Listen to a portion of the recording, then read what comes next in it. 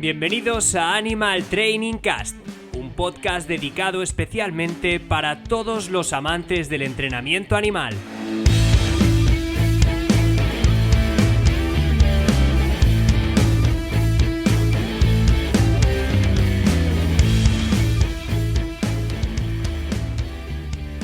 Muy buenas a todas y todos, esto es Animal Training Cast, programa 13.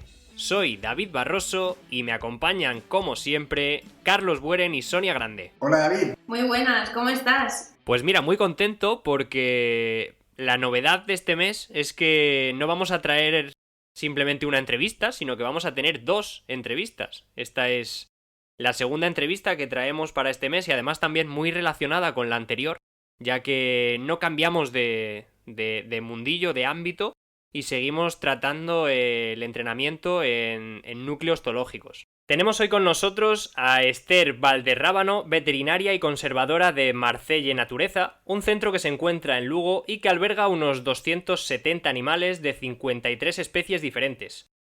Además de veterinaria y conservadora, Esther es la encargada del diseño y la puesta en marcha de los entrenamientos que se llevan a cabo con los diferentes animales.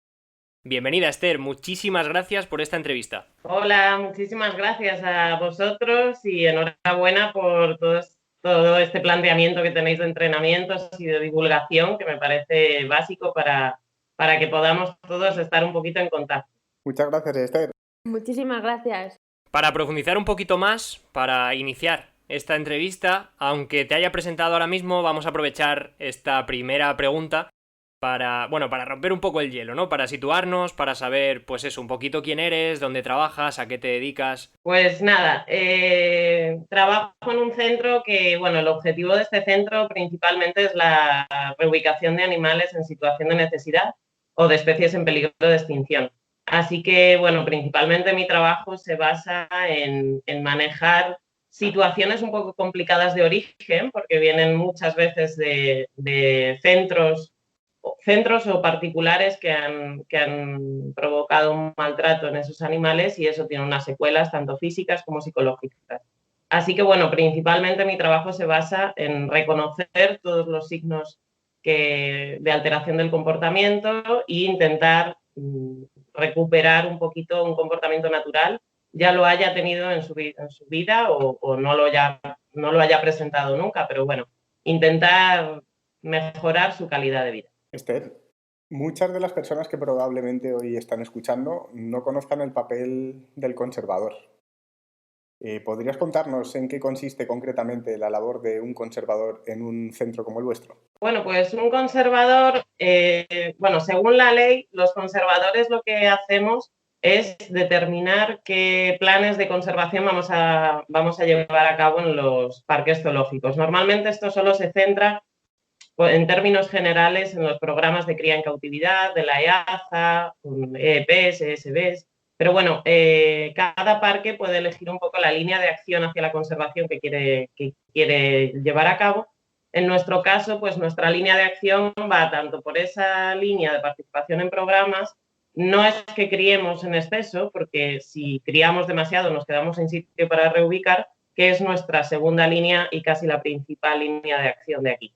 Así que, bueno, el conservador, digamos, que es quien determina un poco qué línea quiere llevar para participar en la conservación de las especies. ¿Qué tipo de dieta tienen los osos pardos? ¿Y cómo hacéis el reparto de comida? Y con esto me refiero al número de tomas y de cantidad que pueda tener en cada toma. Bueno, pues es un tema complejo, porque esta especie es compleja en toda su vida. En el tema de la alimentación varía muchísimo con la estación. Son animales que varían desde el punto de vista ya de que hibernan durante el invierno, después tienen que mantener una alimentación para recuperar toda esa proteína y esa grasa que han perdido durante la hibernación. Por lo tanto, los alimentos muy grasos y muy proteicos al principio en la primavera. En verano bajamos un poquito la ingesta calórica, pero no la ingesta de volumen, así que elegimos alimentos más fibrosos. Y luego ya cuando llega el otoño, pues hay que alimentar con cosas un poquito más grasas para que vayan depositando la grasa necesaria y poder prepararles para la hibernación, que por suerte aquí pues ya han comenzado a hacerla desde hace 6 o 7 añitos y nos regalan unas hibernaciones completas y preciosas. Qué bueno. Bueno, en relación al número de tomas, también cambia en función de la época del año, porque en las horas, o sea, en los días de más actividad, que podría ser en agosto, julio, agosto, que llegan a estar hasta 12, 14 horas activos buscando comida en su vida salvaje, pues nosotros tenemos que intentar imitar esas conductas. Entonces, para eso administramos hasta un máximo de 6 veces al día la dieta, independientemente de la cena. Que con eso lo que hacemos es estimular muchísimo el olfato y la locomoción. Por otro lado, cuando ya bajamos de actividad, pues lo que vamos es a favorecer la alimentación un poco más rápida y bajamos el número de tomas, pues a lo mejor a 1 o a 2 al día.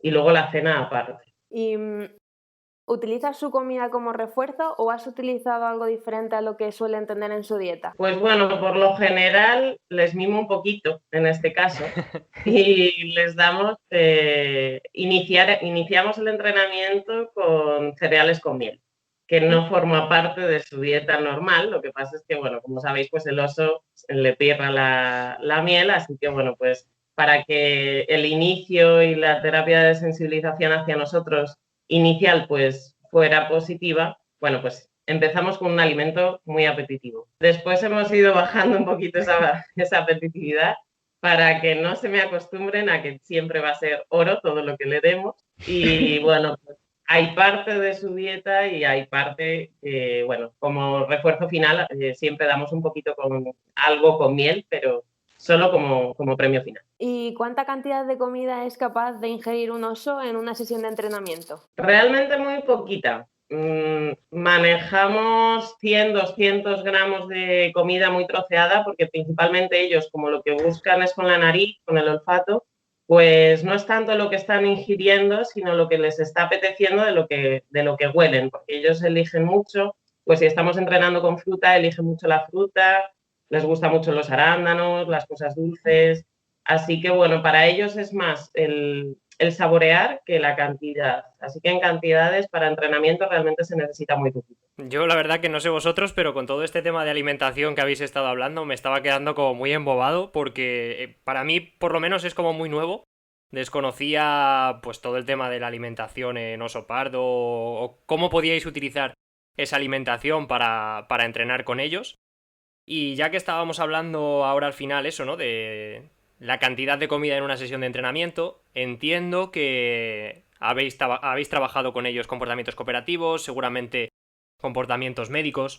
Entonces te quería preguntar qué importancia tienen para ti como entrenadora, pero además como veterinaria que eres, los entrenamientos médicos y cooperativos y si nos podrías nombrar algún ejemplo de algún comportamiento médico o cooperativo que tengan los osos pardos trabajado. Sí, pues bueno, con los osos, ellos vinieron de rescate de una situación bastante mala, entonces no empezamos entrenando con ellos con un objetivo médico realmente, empezamos solo con un objetivo de disminuir su grado de ansiedad y poder hacer terapia de sensibilización porque venían realmente muy machacados. A lo largo de los años hemos ido recuperando, hemos ido acostumbrándoles y reduciendo esos niveles de ansiedad, así que hemos utilizado ese entrenamiento para pasarnos a un entrenamiento médico. Así que a día de hoy, pues los osos nos permiten hacer revisiones, si tienen alguna herida nos la enseñan, si tienen conjuntivitis, que suele, bueno, a veces,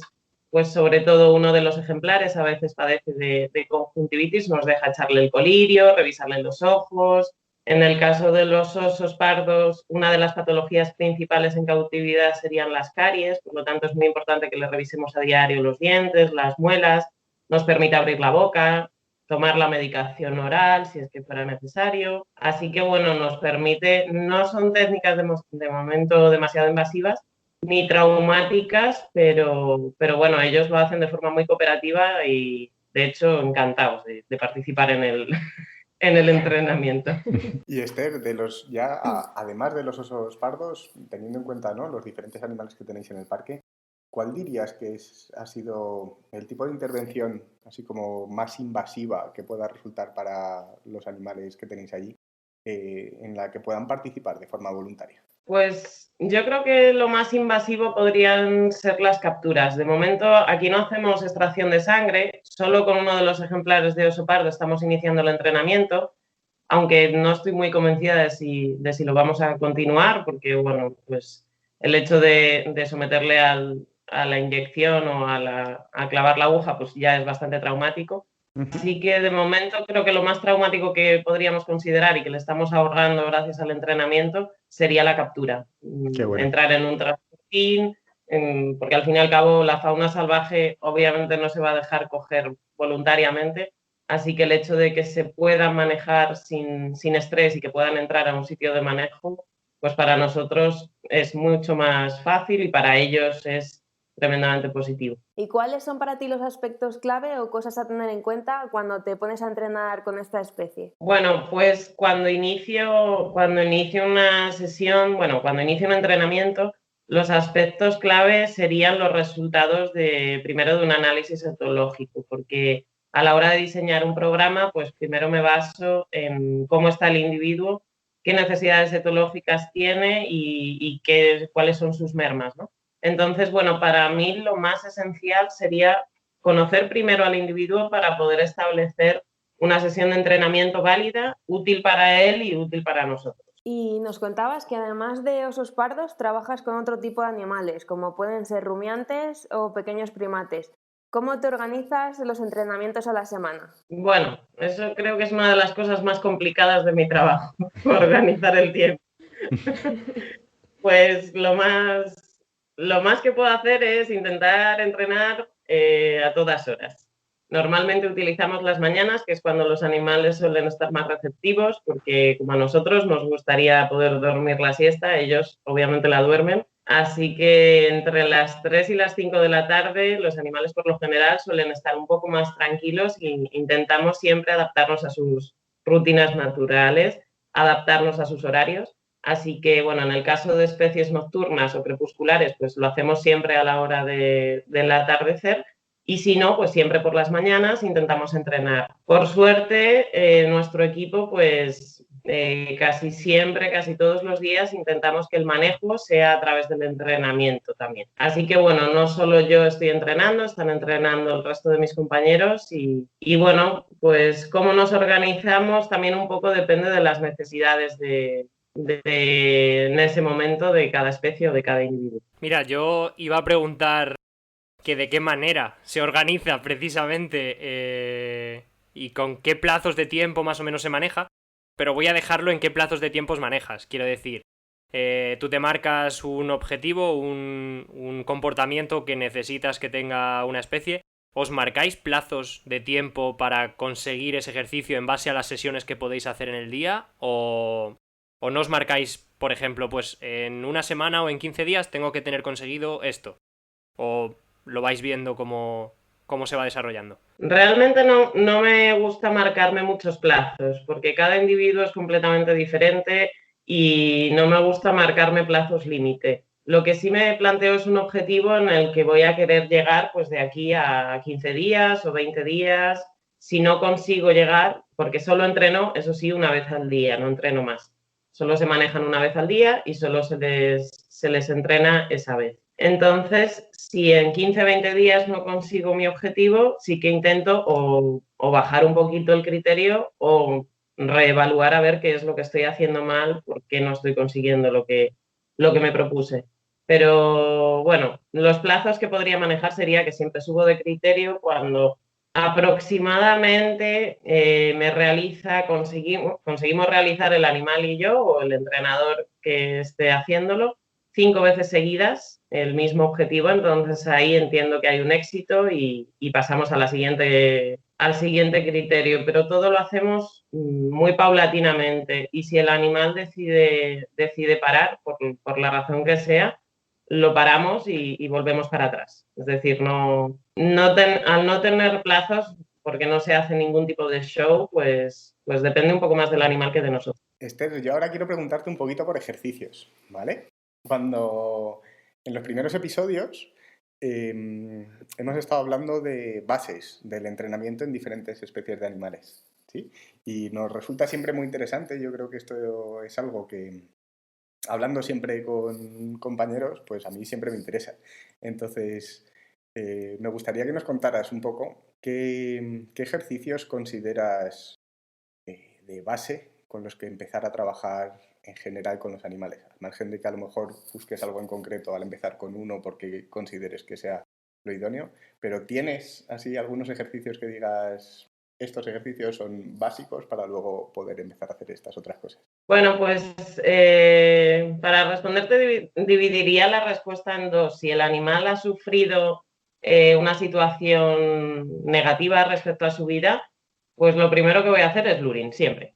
Siempre voy a intentar acercármelo poquito a poco con refuerzo muy positivo, con cosas muy apetitivas, que el animal esté encantado de comerlo y someterle a muy poquita presión y cada vez intentar traérmelo un poquito más cerca y bueno, va a ser un poco un condicionamiento un poco pobre, pero luego ya trabajaremos más cuando podamos estar uno enfrente del otro sin ansiedad ni sin estrés. En el caso de los animales bueno, yo lo veo con domésticos y siempre digo, ojalá alguno de mis animales pudiera empezar con ellos como con los domésticos. Porque aunque no hayan sufrido un estrés, normalmente tengo que empezar con luring, eso sí, mucho más corto, porque le exijo ya un poquito más y no tiene ningún miedo. No nos vamos a quedar de perezosos y con la comodidad del luring, así que normalmente hago un poquito, una semanita de luring, pero ya me pongo con el target directamente. Qué bueno. Vamos a pasar ahora un poco a hablar, ¿no? De ya no solo ella como entrenadora, sino del equipo que ha comentado antes, ¿no? Sí, yo aquí tenía una pregunta que te iba a decir. A la hora de entrenar, que si contabas con algún equipo de cuidadores o la manera de organizaros que tenéis en ese sentido, ¿no?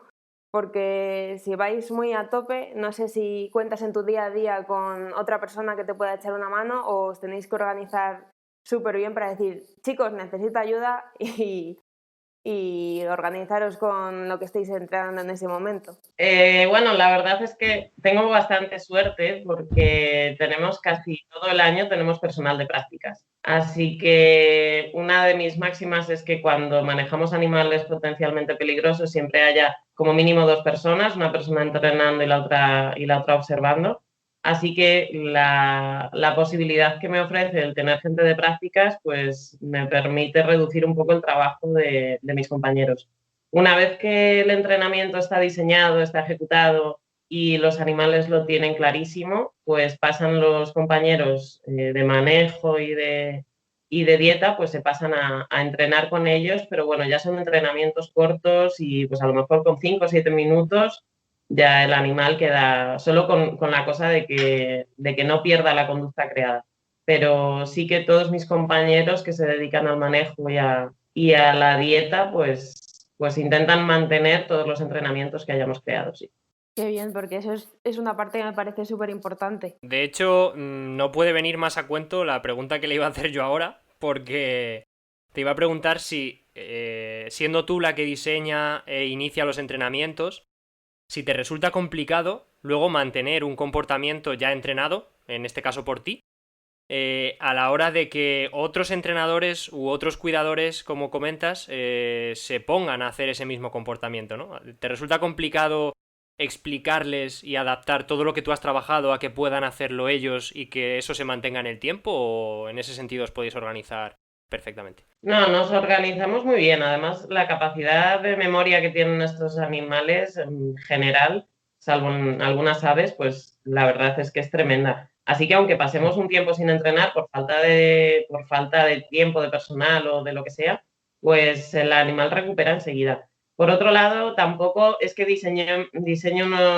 unos entrenamientos muy complejos. O sea, los comportamientos más básicos y que intento que se hagan la mayoría de las especies sería acudir a la llamada, entrar en un capturadero, todo mediante refuerzo positivo. Es decir, son cosas que por lo general los cuidadores ya lo estaban haciendo, obviamente, antes de que yo iniciara nada. Solo he modificado un poquito algunas pautas y ellos sencillamente tienen que mantenerlo el ejercicio, pero es una cosa sencilla que se puede hacer a la vez que está realizando tu trabajo, no les está quitando realmente demasiado tiempo. Y bueno, pues cuando las conductas que se piden pues son de pesaje, de entrar a una báscula o cosas así, pues ahí ya voy yo. Pero si no, ellos lo mantienen perfectamente, no es necesario no es necesario reorganizar su trabajo en ese sentido. Qué bueno. Entiendo o me imagino, ¿no? En mi cabeza, sin conocer vuestro centro, doy por hecho que habrá bastantes instalaciones en las que conviva un grupo social, ¿no? De animales.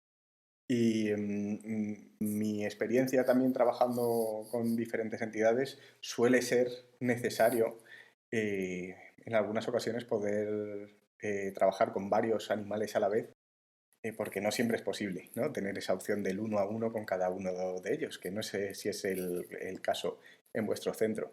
Pero de ser así, ¿con cuántos animales a la vez os podéis encontrar en la situación de tener que estar trabajando en la misma sesión de entrenamiento? Pues ojalá siempre pudiera ser 1-1, efectivamente, porque trabajar en grupo es complicadísimo. Pero bueno, con los que trabajamos en grupo sería con rumiantes y bueno, pues desde 2 hasta 17. En el caso de los muflones sería un grupo de 17 muflones. Con los 17, estabas diciendo antes que probablemente estáis 2 personas, ¿no? Al mismo tiempo. ¿Os lo repartiríais entre 2 personas o meteríais algún compañero o compañera más? Y bueno, si hay 3 personas, entrenaríamos 2, y si son 2 personas, entrenaríamos 1. Porque en el caso de los muflones, además, nos hacen un montón de conductas supersticiosas que pues de repente empiezan a coger unas conductas que no es la que nosotros estábamos creando. Siempre entrenamos con el target. Y bueno, pues ellos a veces se frustran y empiezan a generar otra serie de conductas que nadie les ha pedido y necesito que haya otra persona mirando para que me diga, Harry está haciendo el Michael Jackson. Entonces, bueno, pues hay que extinguir esa cultura y, bueno, al final que necesito que haya siempre una persona mirando, aunque en este caso no sea potencialmente peligroso, no nos puede hacer grandes daños, pero es tanto animal juntos que necesito una persona mirando. Así que para entrenar 2 personas, que es lo que normalmente hacemos, hay 3 personas para la sesión de entrenamiento. Nos contabas también que tu trabajo en el entrenamiento está enfocado a disminuir el estrés que pueda haber derivado del manejo y que por lo tanto trabajas mucho la desensibilización. ¿Nos podrías contar un poquito acerca de esto? Pues sí, si queréis os cuento la desensibilización más grande que tuve que hacer, fue obviamente con un oso. y bueno, pues resulta que a través de un chico de prácticas que tenía hurones, pues descubrimos que su olor era un factor desencadenante de una respuesta de ansiedad grandísima y bueno, que hizo necesario una terapia con la OSA, pues a lo bestia. Entonces, bueno, gracias a ese descubrimiento pudimos empezar a hacer una terapia de desensibilización que básicamente consistió en enfrentarle al animal al olor cada vez con una frecuencia un poco más alta y siempre durante la sesión de entrenamiento. Entonces, a través de este sistema, pues yo colocándome el chaleco de mi compañero de prácticas o aumentando el olor, trayendo una mantita de los hurones y cada vez enfocándoselo más hacia ella, pues conseguimos que este chico además pudiera acercarse a la zona de los osos porque a 500 metros le detectaban y no había forma de pararla. Así que, bueno, pues una terapia de sensibilización fue bastante rápida y con éxito, porque a día de hoy pues no hemos descubierto otro factor desencadenante tan grave como el que descubrimos en su momento. Qué bueno, o sea, me parece súper interesante. Sí, me parece un trabajazo. Bueno, es la OSA, no soy yo, es la OSA, que es muy buena. Ya estamos, cuando sale bien siempre sale animal. Que la OSA tendrá su parte de culpa, pero también hay que atribuirte parte de culpa a ti, seguro. Mira, yo te quería preguntar, ¿de qué manera habéis podido ver que el entrenamiento mejora el bienestar de animales como en este caso los osos? Pero entiendo que si son animales que previamente a llegar al centro han sufrido y que tienen miedos y demás, ya simplemente con esa reducción del miedo estáis viendo que el entrenamiento es eficiente y que les está sirviendo para mejorar su bienestar, ¿no? Entonces, te quería saber sobre todo qué síntomas de estrés o de miedo, qué tipo de conductas puede tener un oso respecto a eso. ¿Cómo sabéis que que está estresado o en una sesión de entrenamiento que no la está llevando bien y que es mejor cortar? Bueno, los osos la verdad es que son bastante expresivos y creo que cualquier persona que tenga un poquito de sentimiento de empatía animal, pues es capaz de detectar lo que están sufriendo, porque es lo que me encuentro a día con el público, el personal en prácticas, por supuesto el personal que trabaja que les conoce estupendamente. Pero son animales que enseguida detectas que algo no está bien, ya sea en su postura corporal, bajan la cabeza como en posición de amenazante, parecido a como si lo hiciera un felino, o aunque no pueden mover las orejas, sí que no las mueven como para bajarlas, pero sí que las pueden orientar un poquito. Y los ojos, acompañado de las orejas, pues te da muchísima información.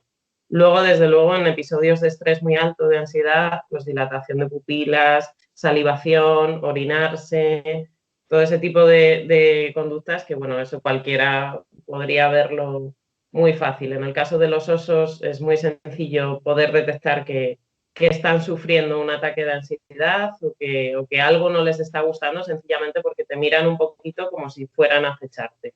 Desde luego hay otras conductas que en el caso de nuestra osa la realiza de forma frecuente cuando algo no le gusta, que es atacar a la valla. Así que se lanza contra ella. Bueno, pues obviamente lo que tienes que determinar es exactamente qué es lo que le pareció mal, porque puede haber igual que los animales realizan conductas todo el rato, nosotros para ellos también, y determinar exactamente qué es lo que le pareció mal para desencadenar esa respuesta, pues a veces se torna un poco complicado descubrirlo, porque ella tiene aversiones pues por ejemplo, a una servilleta blanca, el esmalte, pues bueno, ciertas cosas, el olor a cítrico de las cremas, cosas que dices, bueno, pues en la vida te hubieras imaginado que eso podía ser algo malo, pero bueno, entendemos que lo asociará con cosas negativas de su vida y bueno, pues es el reto, ¿no? El poder descubrir qué es lo que cada factor que le está desarrollando una conducta anómala. Una parte de tu trabajo la dedicas a la recuperación de conductas naturales de la especie. ¿De qué manera llevas a cabo este trabajo? Pues, a ver, lo primero que hago es siempre un análisis, si vienen en un grupo, lo primero que hago es mediante cámaras de fototrampeo o cámaras de grabación continua, pues hago un estudio etológico siempre, porque esto normalmente lo hago en la cuarentena para saber un poquito ya de qué venimos, en qué plan venimos. Una vez que determino un poco cuál es el comportamiento grupal, me centro en los individuos a ver si veo conductas anómalas. Normalmente yo lo que hago es siempre hacer un estudio comparativo entre cómo se comporta lo que yo estoy viendo y cojo algún estudio un poco referenciado de vida salvaje y lo comparo. Entonces, si veo que se me desvía demasiado de la norma, pues si en su tiempo activo tendría que dedicar el 35% a la alimentación y me dedica un 5%, pues significa que yo algo estoy haciendo mal en relación a la alimentación o que el animal no es capaz de gestionar sus alimentos de forma correcta. Así que bueno, lo que hago es el estudio etológico grupal o luego lo hago individual y entonces las conductas naturales siempre las voy a potenciar en función de en qué invierto en el tiempo. Si tengo que diseñar programas de enriquecimiento para que aumenten su locomoción o que tengo que aumentar su tiempo destinado a la alimentación, todo eso es lo que va a diseñar, lo que va a ir generando una pauta para poder diseñar un enriquecimiento que fomente todas esas conductas. Por ejemplo, en un primate que se dedica al forrajeo principalmente en suelo, pues lo que no voy a hacer es darle los alimentos enteros en un plato, ¿no? En un comedero. Lo que voy a hacer es cada vez trocearlos más en pequeñas cantidades, distribuirlos, hacer un tamiz por toda la instalación, 1, 2, 3 veces al día, lo que sea necesario para que él acabe desarrollando esa conducta todo el tiempo que esté estipulado. Me parece súper importante esto que estás comentando, porque además de un tiempo a esta parte se ha empezado a hablar mucho de enriquecimiento ambiental y me parece imprescindible, pero también tengo la sensación de que ha quedado reducido el empleo del enriquecimiento ambiental a introducir juguetes o a colocar cosas a los animales, y donde si no hay un estudio etológico detrás y un planteamiento donde lo que buscamos es ver que realmente incrementen y disminuyan las respuestas que estamos buscando, que incrementen y disminuyan, no deja de ser colocarles cositas a los animales, a diferencia de diseñar un buen programa de enriquecimiento ambiental. Entonces, es una gozada escuchar este tipo de cosas por parte de profesionales como tú. Sí, no, completamente de acuerdo. El hecho de ponerles ítem, ponerles juguetes, yo cuando voy a algún centro y veo que tienen pelotitas, pues bueno, yo no sé exactamente si un jabalí jugaría a la pelota en su estado natural. Si eso está potenciando alguna conducta, me parece estupendo, pero yo personalmente, y esto es algo muy personal, a mí no me gusta demasiado el uso de elementos antropomórficos y que nosotros cojamos y pongamos algo que obviamente en la naturaleza no encontrarían y no gestionarían. Intento siempre, a través de la alimentación o el estímulo sensorial o social, pues intento mejorar esas conductas. Pero cuando ya no tengo otras herramientas, desde luego me paso al típico Kong, que bueno, o a juguetes diseñados por nosotros más baratos y intento que los gestionen. Cuando no queda otra solución, obviamente lo hago, pero si puedo, pretendo que la instalación le aporte todos los estímulos que el animal necesita. Yo te quería preguntar que, además del entrenamiento con osos y con otras especies, ¿qué técnicas utilizas? ¿Señuelos, moldeado libre, targeting? Por lo general utilizo target. Es lo que más utilizo con clicker porque bueno, pues al final es lo más universal. Como vamos a ser varios entrenadores siempre, pues bueno, intento que la voz no sea determinante, aunque, bueno, yo cuando empecé con el tema de los osos, pues era una novata, que a día de hoy sigo siéndolo, pero era más novata todavía, así que utilicé la voz y eso fue un gran fallo. No se lo recomiendo a nadie, porque al final sí que es cierto que generas un vínculo con el animal, pero es muy injusto porque otras personas no van a tener tu misma voz ni van a responder exactamente igual a tu refuerzo o al que tú hayas creado.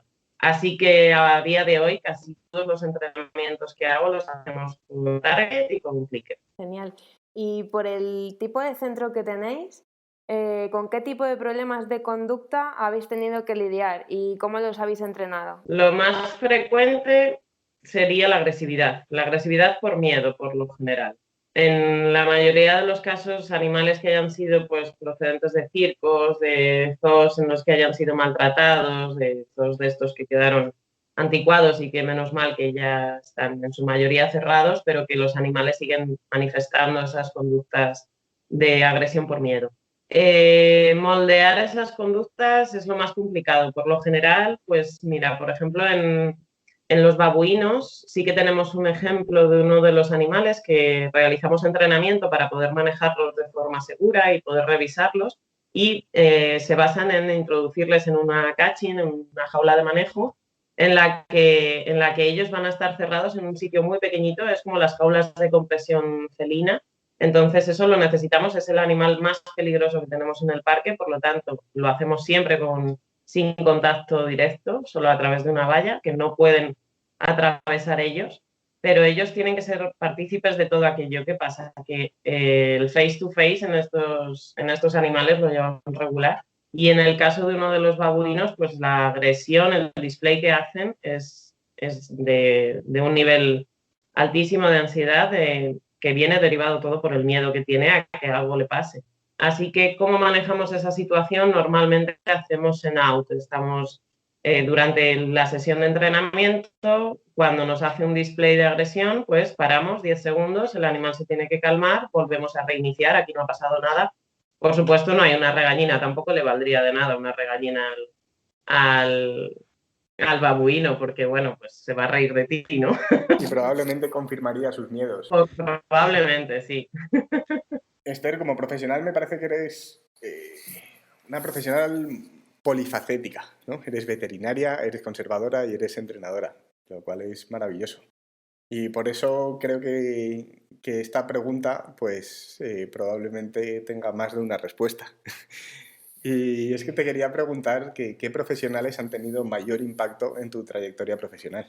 Bueno, eso es un tema complejísimo. Creo que es lo más difícil que me podéis preguntar. Porque no me gustaría dejarme a nadie nunca, así que voy a intentar nombrar a pocas personas. Por lo general, sí que es verdad que intento que mi campo de trabajo sea muy amplio. Así que las personas por las que yo me guío y que me enseñan no solo es el mundo de la fauna salvaje en cautividad, que he tenido muy buenos profesores, y Carlos, tú estás entre ellos. Muchísimas gracias. Pero bueno, creo que el que más me marcó sería Gerardo, que trabaja en African Safari de México. Es la primera persona que yo vi en un vídeo cómo entrenaba un elefante y dije, yo quiero ser como él, porque también es veterinario, y me acuerdo siempre de una frase que dijo: no hay nada mejor que ser veterinario y entrenador para poder conseguir los objetivos que nos planteamos. Así que bueno, me parece que él fue como el que me abrió los ojos al mundo del entrenamiento, y que no me gustaría nunca olvidarme de esa frase. Y luego el resto de personas que me hayan influido un poquito en mi vida profesional, pues es que van desde la fauna salvaje en vida libre, de los cuales aprendo muchísimo de cada conservacionista. No tiene por qué ser famoso, pero hay grandes personas, grandes profesionales que saben muchísimo de una especie, y que me gustaría como meterme todos los conocimientos que tienen del lobo, del oso, del bisón europeo, de cualquier especie, para luego poder trabajar y mejorar la vida de los de cautividad. Pero lo dicho, no me gustaría dejar a nadie fuera, así que un montón de profesionales de la vida salvaje. Bueno, me sabe mal decir esto, pero estamos acabando la entrevista, que realmente me podría quedar hablando de entrenamiento un par de horas más seguro. Y hacemos una pregunta a todos los entrenadores que van a ir pasando por el podcast, por los episodios de las entrevistas. Entonces, te quiero preguntar, ¿qué 3 comportamientos consideras que debería tener trabajado? En tu caso, por ejemplo, que trabajas con un montón de especies diferentes, pues ¿qué 3 comportamientos consideras que debería tener trabajado cualquier animal en este tipo de instalaciones? Para ti, ¿cuáles son los fundamentales, innegociables? Innegociables, te lo voy a decir por orden de importancia, y voy a dejar el más importante al final. Creo que lo más importante para mí sería acudir a la llamada de los profesionales, no del público. Intentamos que el público no interaccione con los animales, pero sí que interaccione con el personal. Entonces, que acuda a la llamada sería el primero. Que seamos capaces de guardarlos en algún recinto sería el segundo. Me da igual que sea un recinto de manejo o que sea una jaula de manejo pequeña, en algún sitio que podamos guardarlos, porque aquí hay una zona, por ejemplo, que son 8 hectáreas. Imaginar coger un animal en 8 hectáreas, prácticamente. Así que mi segunda sería poder guardarlos en algún sitio. Y mi tercera, y creo que la más importante, que la relación con los cuidadores sea buena. Es decir, que no padezcan miedos ante el cuidador, que se fíen de su cuidador, cuidador o cuidadora. En este caso es que son cuidadores lo que tenemos, pero que tengan una buena relación siempre con la persona que le va a dar de comer y que va a revisarles de forma diaria. Chicos, pues hasta aquí esta entrevista. O sea, la verdad que es lo que he dicho antes, ¿no? Que podríamos seguir hablando aquí de entrenamiento tranquilamente, y de hecho, si queréis, podemos hablar otro día. Yo lo dejo ahí. Segunda parte.